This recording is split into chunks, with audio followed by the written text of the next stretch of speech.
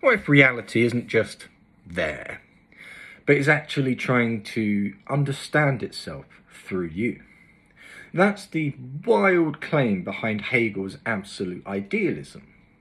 So what's the end goal of this whole thing? We usually think that there's a sharp divide between our minds and the world out there. We have thoughts, concepts and theories, but reality itself, that's supposed to be this mysterious thing in itself that we can never fully reach. For Hegel, that gap is the core problem in modern philosophy. If mind and world are totally different in kind, how can we ever truly know anything? So Hegel's move is radical. He says that reality itself is rational and structured, not a dumb, meaningless stuff.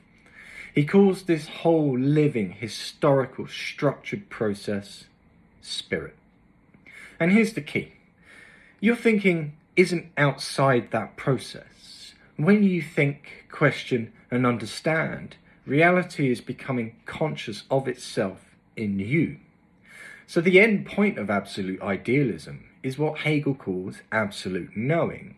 Not knowing every fact, but understanding that thought and reality belong to the same self-developing whole. This isn't just a brainy puzzle. For Hegel, it's about freedom and reconciliation. We feel torn, individual versus society, duty versus desire, what is versus what ought to be. Hegel's goal is a standpoint where we can see our conflicts, our history, or even our institutions as moments in a larger, rational process of freedom unfolding. So to put it, well, simply, or as simply as I can, the point of absolute idealism is for the spirit to become at home with itself, for reality to understand itself in and through us, so that we can be free without feeling like strangers in our own world. That's Hegel's endgame. Reality waking up to itself through you.